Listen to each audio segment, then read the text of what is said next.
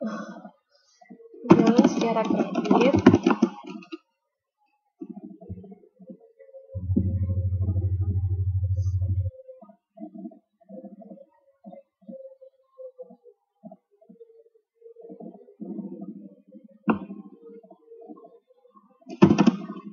Ya.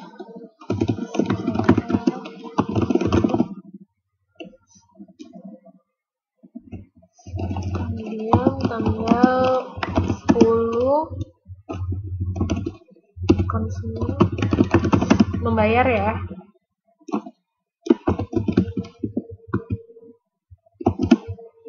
Membayar melalui cek itu.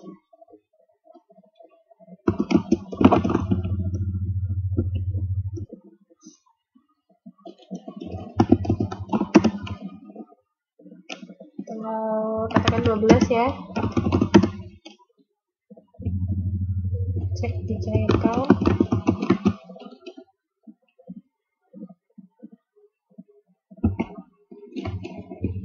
Tanggal 13 kas diterima.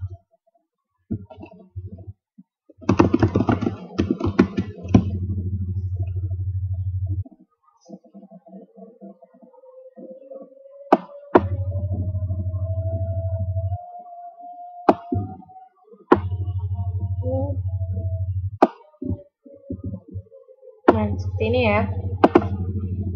Jadi kalau kita masukkan tanggal 1 penjualan secara kredit, tanggal 13 kas diterima.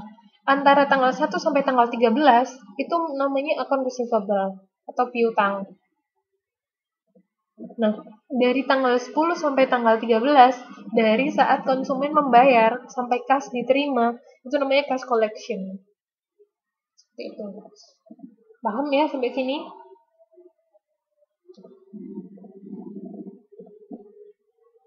Oke, lanjut. Nah ini, terms of sale.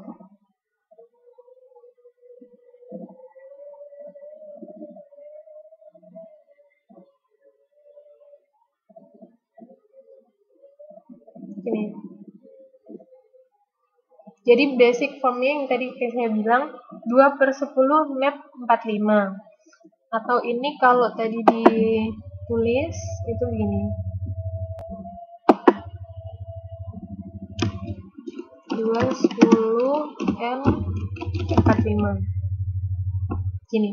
Jadi kalau misalnya ada soal bla bla bla bla seperti itu, terjadi penjualan kredit gini pada tanggal segini dengan term 2/10 N45. Berarti artinya apa? Konsumen akan mendapatkan diskon sebesar 2% jika hutang dibayar dalam jangka waktu 10 hari. Nah, tapi jangka waktu hutang ini berlaku dalam 45 hari. Seperti itu. Jadi kalau dalam waktu 10 hari perusahaan bayar, dia bakal dapat diskon 2%. Kalau misalnya lebih dari 10 hari ya udah, tapi jangka waktu hutang ini sudah harus dibayar dalam jangka waktu 45 hari. Paham ya sampai sini? Jadi kalau misalnya contohnya dia beli $500 worth of merchandise with the credit terms given above. Jadi $500 dia bayar. Kalau misalnya konsumen membayar dalam jangka waktu kurang dari 10 hari, maka ini konsumen cuma bayar sebesar 490 if you pay in 10 days. Jadi dikurangi 2% kan. Kalau misalnya bayarnya dalam jangka waktu 45 hari, kurang dari 45, tapi lebih dari 10, ya bayarnya tetap $500. Paham sampai sini? Coba kalau misalnya 5, coba kalau ini. Kalian bisa jawab.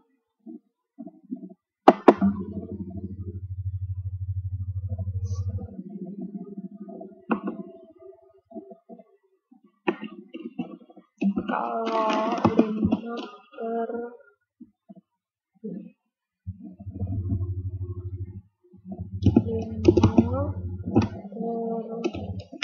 10 N60. Ada yang bisa jawab?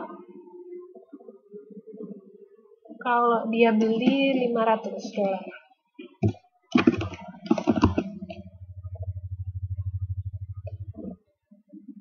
Gimana?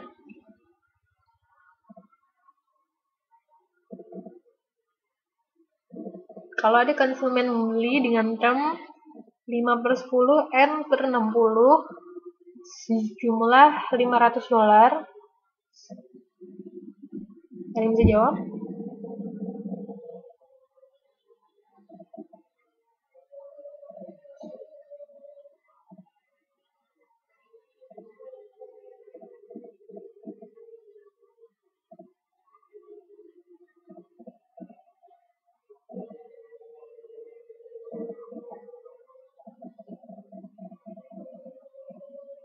Ada yang bisa jelasin gimana ini maksudnya?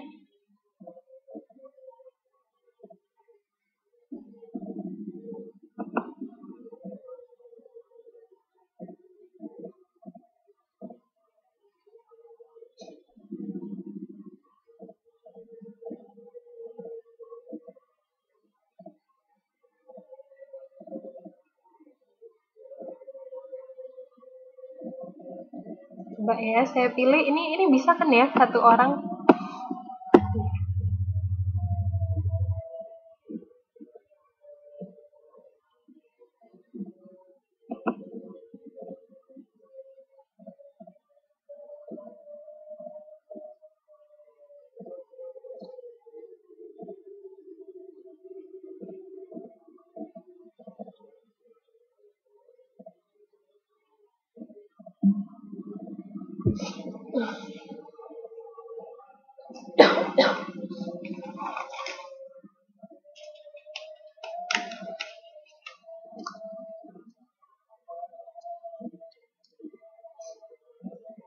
Benar. Jadi, kalau misalnya bayar dalam jangka waktu 10 hari, konsumen akan mendapatkan diskon 25%. Paham ya sampai sini? Oke, kita lanjut. Nih, pay 500 if you pay in 45 days.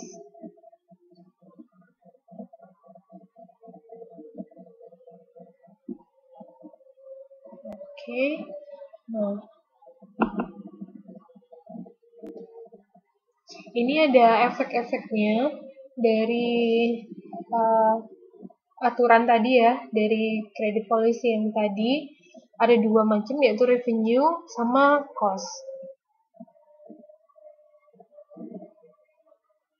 Bisa dibaca kalau misalnya revenue effect, yaitu delay in receiving cash from sales, may be able to increase price, may increase total sales.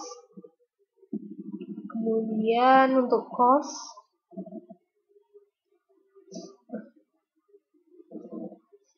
cost of the sale is still incurred even though the cash from the sale has not been received. Jadi cost of sales itu kan ini ya, HPP. Oh, itu harga pokok penjualan. Jadi tetap biaya-biaya ini tetap terjadi.